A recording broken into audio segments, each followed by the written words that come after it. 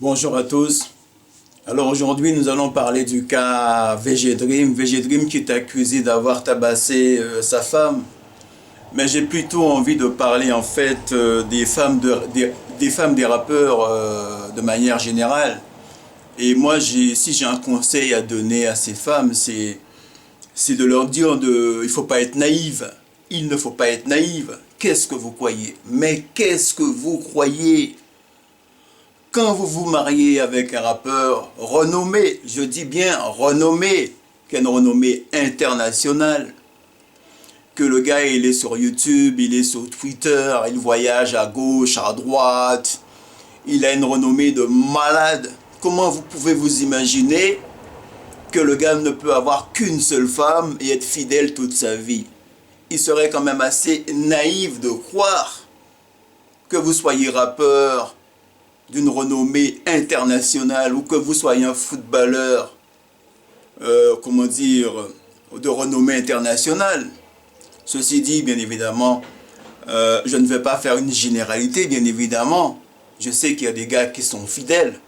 Mais de façon générale, lorsque vous êtes rappeur et que vous avez une renommée internationale, pour moi, il est difficile d'imaginer une seule fois que le gars n'aura qu'une seule femme et que le gars, en fait, il sera fidèle. Il sera un peu naïf de voir cela.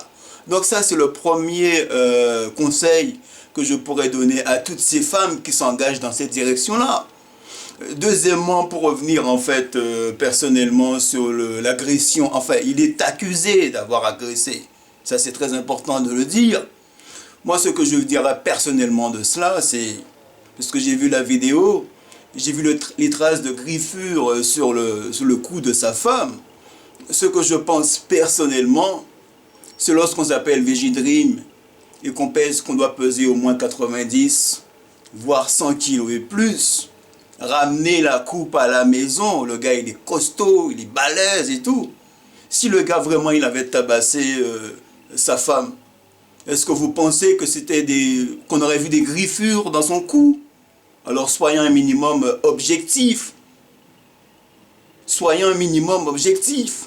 Alors ce que je pense personnellement de cette affaire, c'est que sa femme a dû certainement découvrir en fait qu'il y a eu un cas de tromperie dans le couple. Et ce qui s'est passé, je pense, il y a dû certainement y avoir une altercation dans le couple. À ça, je pense que si. Il y a une petite altercation dans le couple, ou même peut-être même envisager une rupture, peut-être d'un côté ou de l'autre. Et là, à ce moment-là, ça a dû tourner en freestyle.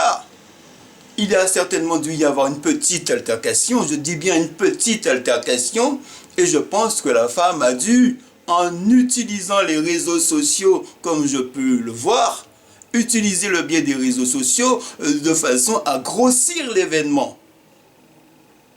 Et bien évidemment, on sait que lorsqu'on s'appelle VG Dream ou lorsqu'on t'appelle Titi Henry ou Nicolas Nelka et qu'on gagne certainement des millions par mois, on sait, c'est pas une généralité bien évidemment, il y a beaucoup de gens qui vont utiliser cela de façon à tenter déjà de à vous afficher sur les réseaux sociaux et deuxièmement à faire le maximum à avoir des dommages au niveau de la justice. Je pense que c'est ça le fond de l'affaire. Ceci dit, pour conclure, et en étant en solidarité avec la gente féminine, suite à cette petite altercation, je vais souhaiter beaucoup de solidarité à cette femme, de bon rétablissement à cette femme. Et si je peux leur donner un conseil, bien évidemment par rapport à cela, c'est que quand vous vous mariez avec un rappeur ou un footballeur professionnel, avant de vous engager trop loin, regardez bien où vous mettez les deux pieds avant d'aller trop loin dans la relation. Merci à tous et à une prochaine vidéo.